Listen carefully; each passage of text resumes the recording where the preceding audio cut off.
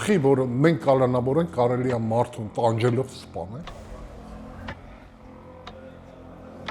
Եկը ինքնասպանություն էր, փորձը գիշերը։ Լաուս կյանքից վերջնան պրզնա։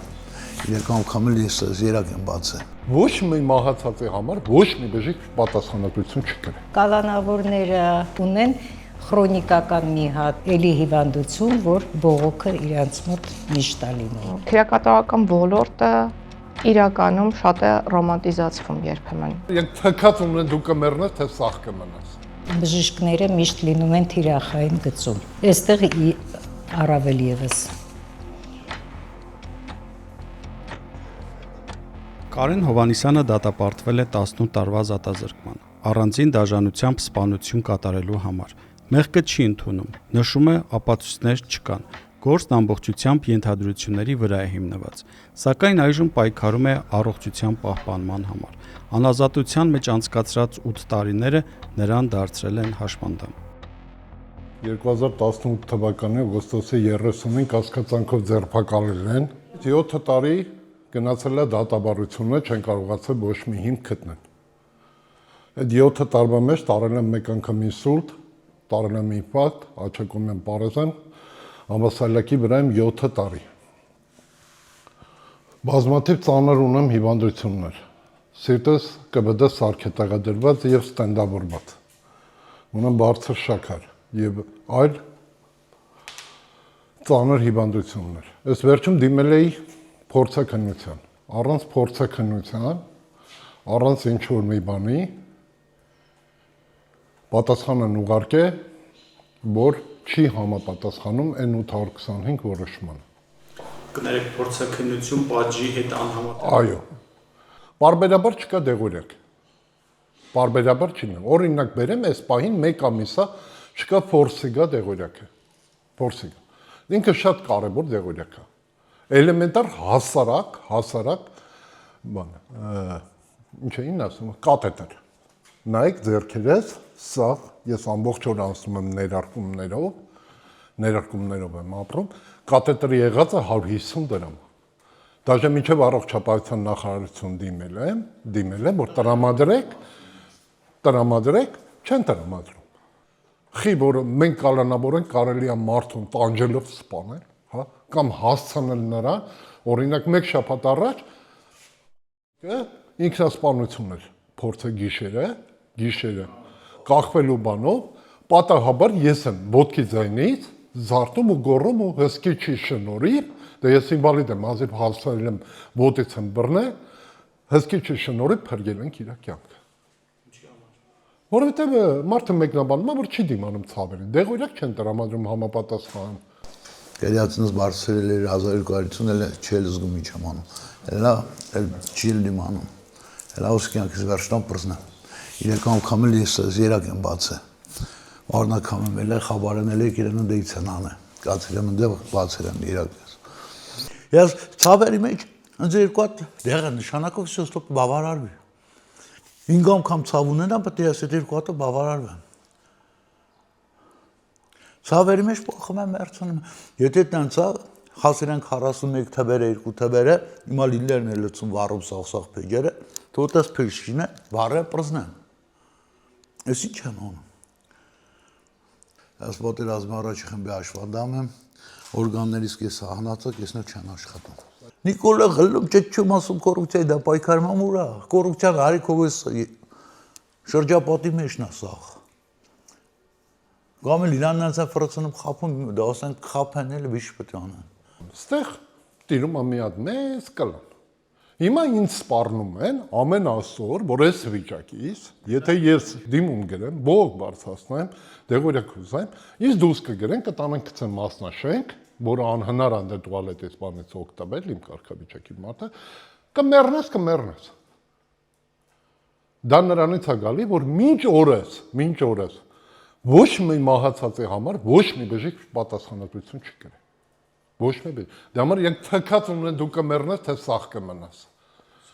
Ես դրսից հիվանդությունով չեմ մտել այս համակարգ։ Ես եղել եմ իմ ոտով, իմ ձեռքով, 6 ամիս եղել եմ Նուբարաշենում, 6 ամիս հետո Նուբարաշենից հետո մինչ օրս կամ դատապարտությունների հիվանդանոցում եմ կամ ստեղ եմ։ Ինքնասպանության փորձերը եւս ավելացել են։ Եթե 2024 թվականին ինքնասպանության փորձ է կատարել 14 ազատազրկված, ապա 2025-ին այդ ծայրահեղ քայլին դիմել է 26-ը։ Կալանավորները իրենց քրոնիկ հիվանդությունների հետ միասին ունեն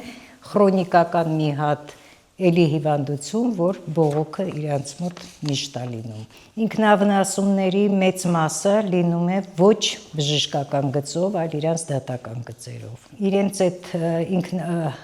ասենք մահվան դեպքերը, իրենց այդ որը առաջանում է իրենց վնասելուց կախվելուց, կախվելու հետևանքով դա էլ է լինում իրենց դատական գործերի հետ կապված։ Բժշկական գործեր մտնում են իրենք հացադուլ դարձյալ իրենց դատական գործերի հետ կապված։ Դե ոնց որ ձեզ երևի հայտնի է, բժիշկները միշտ լինում են թիրախային գծում։ Եվ ամենտեղ։ Այստեղ առավել եւս։ Տեսեք հիմա որ դուք դուրս գաք, այն միջանց կտեսնեք կաբինետներ, որտեղ շարված են բժշկական ապարատներ։ Դուք կզարմանաք, որ այսքան լավ ապարատներ են, բերեդրե, այսքան բան, բայց այդ ամեն ինչը ֆիկտիվ է։ Որովհետև աշխատում են իրենց բժիշկները, ցանկացած հետազոտություն կատարվում է եւ գրվում է ոնց իրենց պետք է։ Վառ օրինակ բերեմ, իմ մոտ հայտնաբերվեց հեպատիտ C լյարդի։ Կռվով դավով պատերազմով հացադուլ հայտարարելով ստացա առաջի պարտիայի դեղերը։ Դրանից հետո երկրորդ պարտիայի դեղերը չտվեցին։ Հայտարարեցին, որ քո մոտ մաքրվել է։ Օրենքը թույլ է տալի, որ ես իմ միջոցներով կարողանամ դրսում հանձնել անալիզ։ Երեքը դիմում եմ գրեք կատեգորիկ հրաժարվում են թույլ տալ, որ ես դուրսը հանձնեմ հեպատիտ C-ի անալիզ։ Պատշաճ իրականացվում է ամեն ինչ։ Եվ դեղորայքը, սպասարկումը, եւ իրենց հետազոտությունները։ Եթե ցանկություն կունենաք, Կարենի եւ նշանակման թերթիկը կնայեք եւ իրեն բոլոր դոկումենտացիան բժշկական կնայեք ու կտեսնեք, որի հետ է համապատասխան։ Հակավիրուսային բուժումն է ստացել, որից հետո ստուգվել է եւ հեպատիտ C-ն բացակայում այն իմիջիալոց այս արմավիրում եւ երևի ուրիշ տեղեր էլ, կատարվել է հեպատիտ C-ի հակավիրուսային բուժումը եւ բոլորը առողջացումով են ավարտվել։ Բայց ինչի համար են դժգոհում, եթե պատշաճ բժշկական սպասարկում ստանում։ Իրանց հարցրեք, չեմ կարող ասեմ։ Այդ հարցը մեզ էլ է միշտ ուզել, ինչ են դժգոհում, եւ դժգոհում են այն մարդիկ, որոնց համար ամեն ինչ արվում է, ավելի շատ։ Մի խումբ կա, ովքեր փորձում են, այսպես ասեմ, պատժից խուսափել, ունենալով բնականաբար առողջական խնդիրներ, չեմ հերքի, որ չունեն այդ մարդիկ առողջական խնդիրներ, բայց իրանք սովորաբար փորձում են պատժից խուսափելու տարբերակ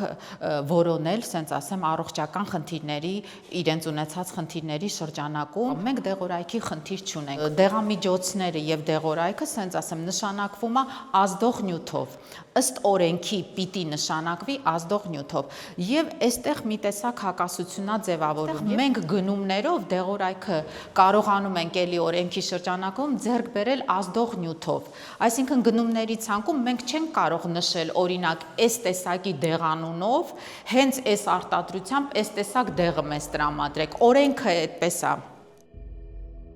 Բժշկական ծառայություններից դժգոհ են ոչ միայն արմավիր քրեակատարողական հիմնարկում, այլև մյուս բանտերում։ Արտադրության նախարարը նորմալ երևույթ է համարում բանտերում մահվան դեպքերը։ Բայց իրականում կյանքն այնպիսին է, որ երբեմն այո մարդիկ մահանում են եւ մահանում են եւ քրեակատարողական հիմնարկի ներսում եւ քրեակատարողական հիմնարկից դուրս։ Սա չի նշանակում, որ մենք չպետք է պատշաճ բժշկական սպասարկում ցուցաբերենք եւ կամ ինքնասպանության հակում ունեցող անձանց հետ առանձին չաշխատենք։ Իսկ մարդու իրավունքների պաշտպանը պնդում է, որ քրեակատարողական հիմնարկներում առողջապահության համակարգը պետք է փոխվի։ Առողջության պահպանման իրավունքի առումով ես անընդհատ ռեժիմով եմ խոսում խնդիրների մասին, որովհետև բազմաթիվ են քրեակատարողական առողջապահության համակարգում խնդիրները։ Ես կարծում եմ այս համակարգը այն ոլորտն է, որը Հայաստանում պետք է ամբողջությամբ վերափոխվի, որովհետև իրապես բարեփոխումների կարիքը շատ մեծ է։ Դարձյալ չեմ կարող ասել, որ ընդհանրապես զարգացումներ չկան, բայց սա իրապես այն ոլորտն է, որը պետք է ամբողջությամբ վերափոխել եւ ամբողջությամբ բարեփոխել։ Եթե պատկան մարմինները կդիտեն այս ամեն ինչը, կտեսնեն այս ամեն ինչը, խնդրում եմ։ Այստեղ ապրում են մարդիկ, ինչ պատճառներով եկել են